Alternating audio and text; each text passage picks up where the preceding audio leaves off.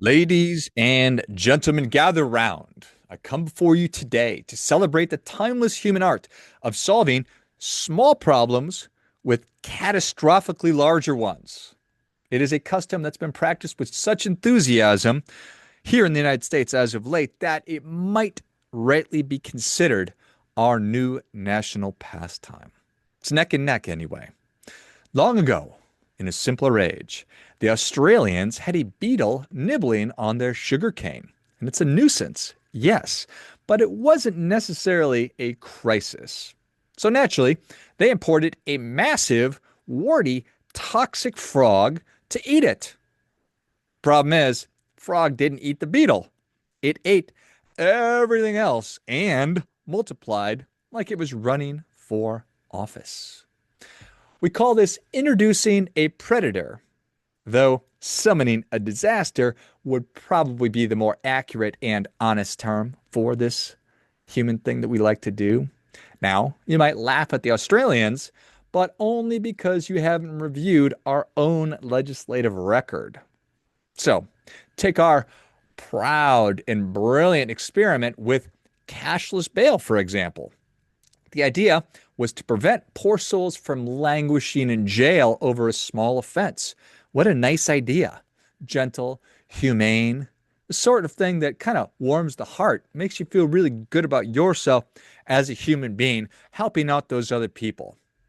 But believe it or not, I know you're going to have a hard time wrapping your brain around this. What happened was a parade of individuals who left jail in the morning and then returned by dinner, having committed a startling number of adventure in between, really bookending the day.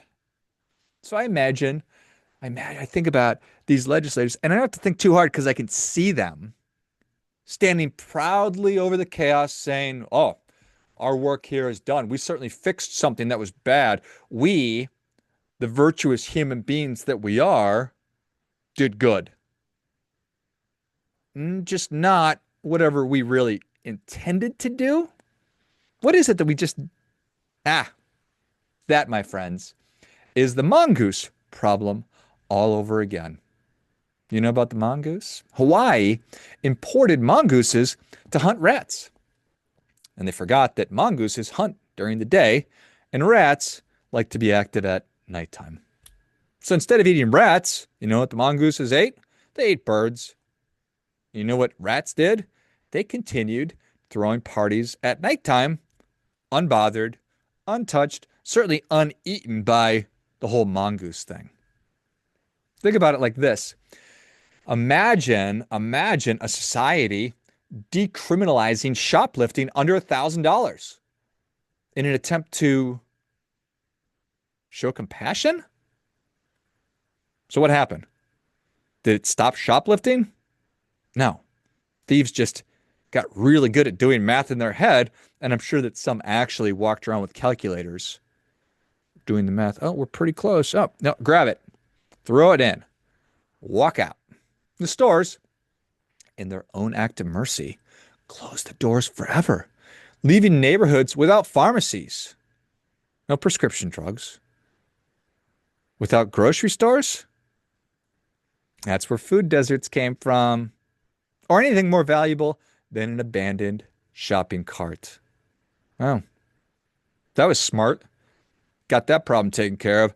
Check that one off the list. What's next? What's next? It reminds me of New Zealand. And they brought in something called the stoat to eat rabbits. And the stoat took one look at those fast little rabbits and said, "No thanks. But instead, we're still hungry. We're going to happily eat all these slow, very trusting native birds that y'all have." So then there's this really compassionate act. Oh, so much compassion, so much caring, so much love. We're going to let people live freely on the streets. Such a noble gesture intended to reduce stigma. What happened? Did it work? Is everybody happy?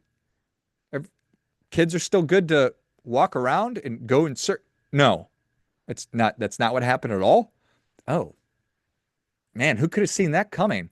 What people just started creating villages of tents and massive, just taking up like city blocks? That really? Yeah. Yeah. So these tent villages where addiction is able to flourish, fires erupt, and sidewalks have become a game of, I guess, hopscotch with biohazards. Ah, nice. Okay. So it's the whole cane toad problem again, only with fewer legs and considerably more syringes.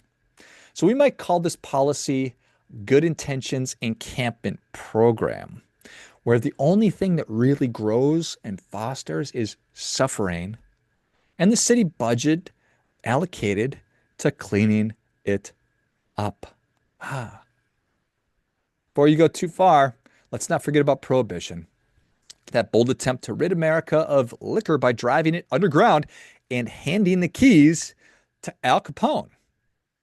So what we did is we cured drunkenness by making it criminal and cured crime by making it profitable. Yes, that's what we did. If the government had introduced wolves to control pigeons, the results could not have been more predictable. And then let's talk about rent control programs. These are designed good-heartedly to help poor people afford housing. But what happened? What was the unintended consequence? What was the consequence? It ended up making housing so scarce, you'd have to be a millionaire to find a closet. I suspect the same person who wrote that law also invented the idea of treating an infestation of mice by setting the entire house on fire. We'll get rid of everything. The moral of the story, dear reader, dear listener, is this, and it's simple. Whenever the government wishes to help you, it introduces a predator, and that predator never eats what it was brought in to eat, but it does eat, buddy. It eats plenty. What does it eat? It eats your peace. It eats your safety. It eats your stores. It eats your neighborhood. It eats your tax dollars like they were marshmallows at a campfire. And when it finishes eating, it multiplies. We blame nature for being cruel, but the natural world has nothing on the ingenuity of a legislature determined to fix things. Perhaps instead of importing bureaucratic crocodiles to eat our bureaucratic mosquitoes, we should try a revolutionary notion. Tend to the part of your garden you can touch. Hold people accountable. Reward good behavior. Discourage bad behavior. Build strong individuals so we don't need stronger governments. But for now, we continue the grand tradition. See a pest, summon a predator, act surprised at the carnage. It's one of the oldest stories in the world and the only one we never seem to learn. One final question. Who's the real predator in all of this? One final request. Do your part by doing your best.